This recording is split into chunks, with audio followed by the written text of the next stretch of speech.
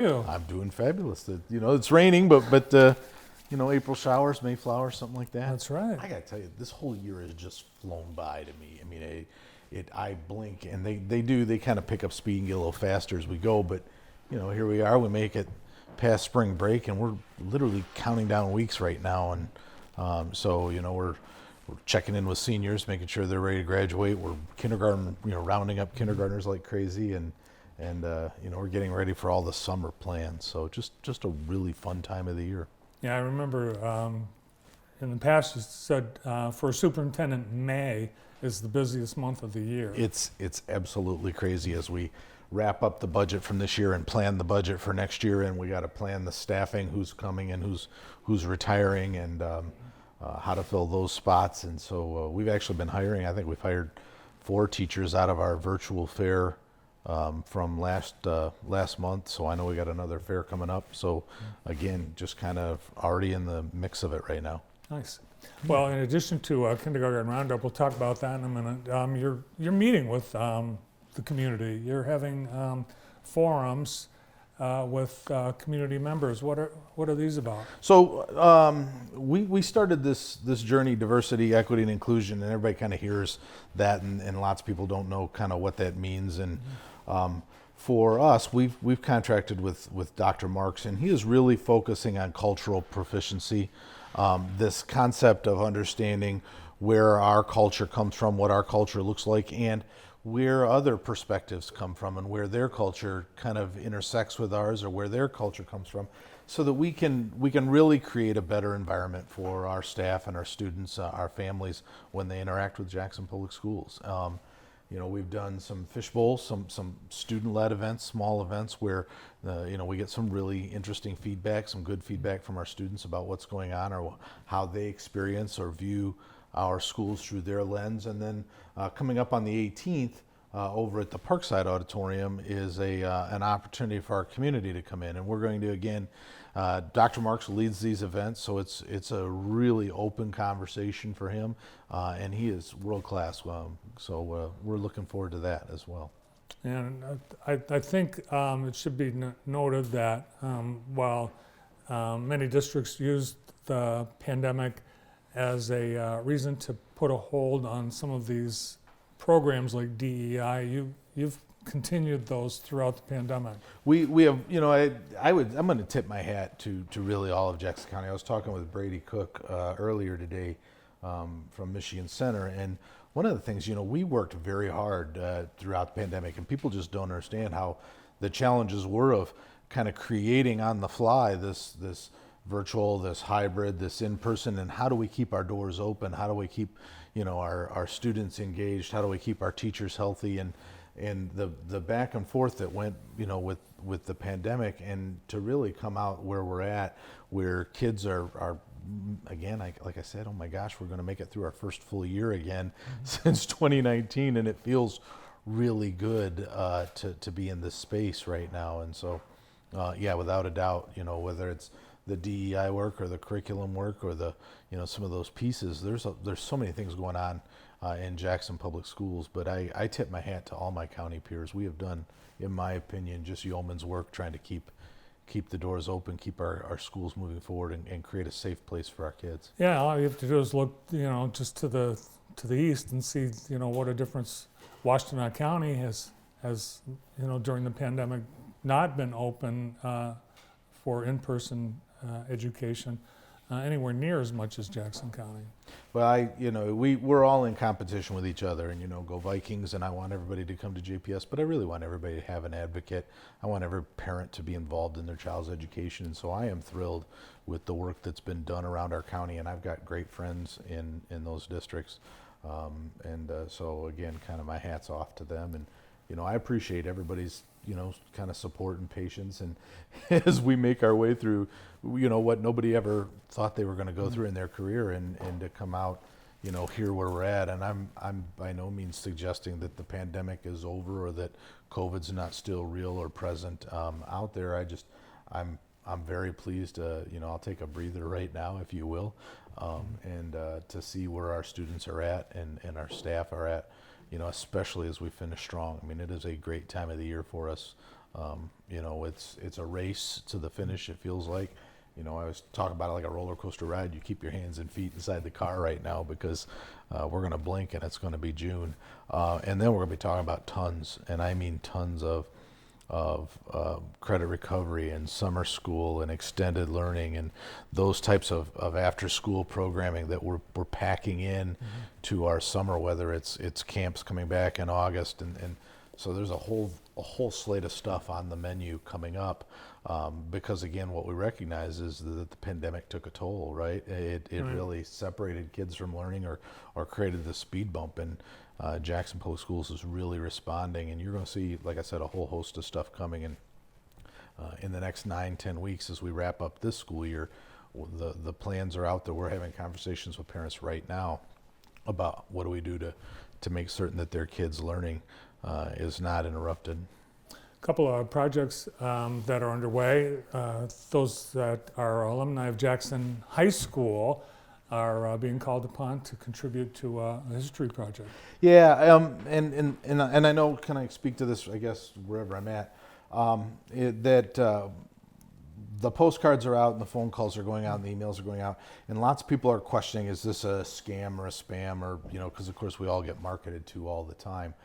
We are partnering with a company. Let me make no doubt about this. They are here to sell you a yearbook, much like we might buy an anthology, much like we might sell a yearbook to our students.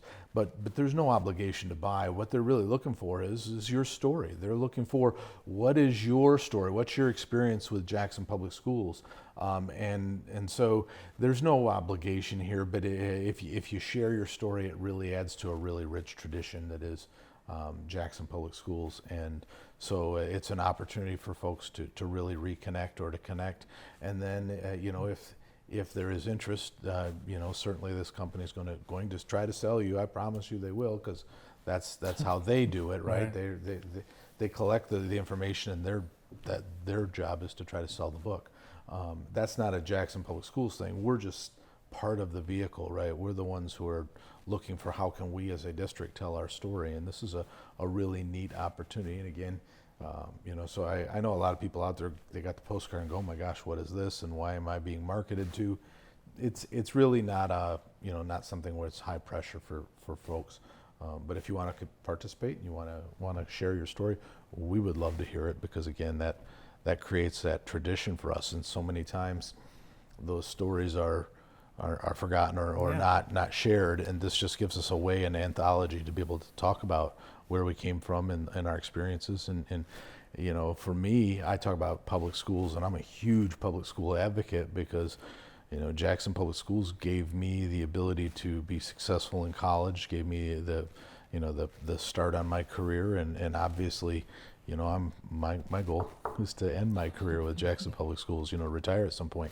What a tremendous story for me personally. It's the public education has given me everything I've ever wanted. So nice. He liked Jackson Public Schools so much he came back and bought the district.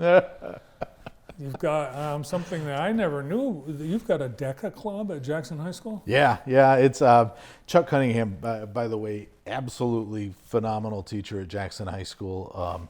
I love what Chuck brings to our students, and he took a host of students, 23, 24 students, up to Lansing for the statewide competition. And we've got a young lady, Katie Mulhern, is going to go to nationals. She did, 125, 130 page project on fashion marketing. It's crazy, but I'm super proud of the work that he does with our kids, and what a tremendous opportunity for really all of them to be able to go and compete at a state level. Way to go, Katie Mulhern. Absolutely. Nice job. Go Vikings, you bet. All right, Earth Day. Is Jackson Public Schools doing anything to honor our Earth? We are, and there's lots of events going on, but Saturday the 16th, I'll make sure I get this right, right down here at Jackson Theater, there's going to be, Michigan Theater, yeah, excuse me. We're going to be hosting a free movie down there.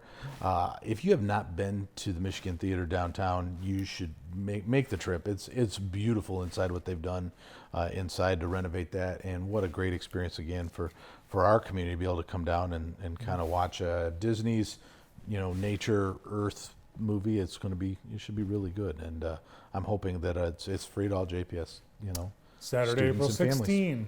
Yeah, coming Yes. up. Next weekend. Yes, it is. Yes. The day before Easter. Hey, Wizard of Oz, don't let me get out of here without Wizard of Oz Spring Musical. Yeah, do not let me get out of here without saying that. Everybody knows Jackson Public Schools is kind of synonymous with the arts. We've got a strong art program, a strong band program, a strong theater program. You should come down and watch this musical coming up here in just a couple weeks. I think it's 28th, 29th, somewhere in there. 29th, 30th. Yeah, 29th and 30th. So I'm off by a day, but if you show up early, you can stand in line with everybody else. We'll get you tickets. Should be a great time. Really, I love what our kids do. And can I just say this? Welcome back to live in-person theater. Again, I kind of take a look at what the pandemic cost some of our kids and those opportunities to be able to do that.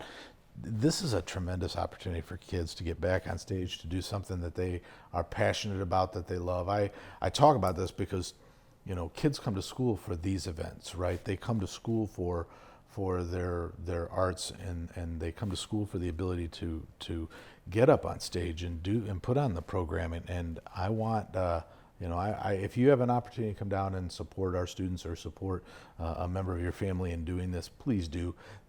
This is how we get back to real education. This is what drives the passion for our staff, for our students. So really, if you have an opportunity to come out and support, I hope you do. Yeah, some of those things you don't even think about, that they miss, the band camps, the band trips, the drama camps, all that stuff that nobody could do it. No, and it's so much fun again to kind of see life come back into public education and really feel that sense of normalcy. But I want to celebrate this with our kids. I want to celebrate it for our kids because that's, again, you can't put kind of a value on this. You can't put how important this is for our students that way, simply because of the fact that for a couple of years they really had some of this taken away from them. That's it. Yeah. All right. Quick reminder: Kindergarten Roundup. We've got they're all coming up. All the every elementary building is doing them. Yep. Starting on April 18th is the first one at John R. Lewis. If you have a 4-year-old going to be 5, we would love to talk to you. If you've got a 3-year-old going to be 4, we can help get you in touch with some preschool options. But no, without a doubt, we're rounding up kindergartners, and there's some fun stuff coming for how we onboard kindergartners. Remember, we don't just do it by ourselves. We got a whole partnership group that comes in and helps out. But there's going to be some camps coming back to school so that kindergartners can really see and be comfortable coming into the school, and we can help parents with that transition. I've done 5 of my own through kindergarten and that transition from home to school, and so there's a lot involved in that. So I hope parents will come down and participate and come take a look at what we have to offer. There's something, I promise you, for everybody at Jackson Public Schools. Yeah, and a chance to not only meet the teachers but thank them for all their great work over the last couple of years. Well, each school's got its own flavor, right? Each school's got a little bit of a different vibe, and so come in, meet the staff, see the building, find your comfort where you really are. And I love hanging out in kindergarten. I was an elementary principal once upon a time, and one of the best things about my day was the ability to go hang out in kindergarten. If you haven't had that opportunity, you're missing out. And so again, parents come in and see what we've got going on. I think you'll really be. So Brandon's son's at Sharp Park Academy. What's the vibe of Sharp Park Academy? He loves it, and he's learned how to read very quickly. Yeah. Yes. He loves it. Yeah, reading is one of those priorities for all of our kids. It's we talk about it a lot. People, the read by grade 3 conversation, and we really we spend an inordinate amount of time really pushing reading and helping our students, and then helping our parents provide that additional resource and support at home. So yeah, no doubt about it. All right. Something brand new on JTV. We're partnering with JPS for a new segment on the morning show called Believe the Hype. What do you know about this? It's coming. I know that they've been shooting segments all along, and I'm going to be, I'm looking forward to seeing them as much as you are, because I think Christy Dillon's got the very first one. It's really, again, a good opportunity for parents and those people within our world to tell our story, to be able to come out and talk about, what's their experience with Jackson Public Schools. How do we celebrate the great things happening? And it's, it's one thing for me to come on and tell everybody what's happening within Jackson Public Schools. I think it's very important for other people to tell those stories and be able to hear, because that's really where the power lies. Is it, it's not the billboard campaign that we put up on the highway or in town here. It's really the stories that people tell, at the bonfire in their backyard or over the dinner table. Those are where the power of really what we say, believe the hype. That's where it comes from. Is those stories. So, Premiering next week on the morning show, Believe the Hype, featuring Christy Dillon in the first episode. Appreciate your time today. Thanks for coming in. thank you very much. Jackson Public School Superintendent Jeff Beal. Well, next on JTV, Joe Cecil joins us. He's back with the latest Student Statesmanship Institute event at Spring Arbor University. He's just ahead. Stay tuned.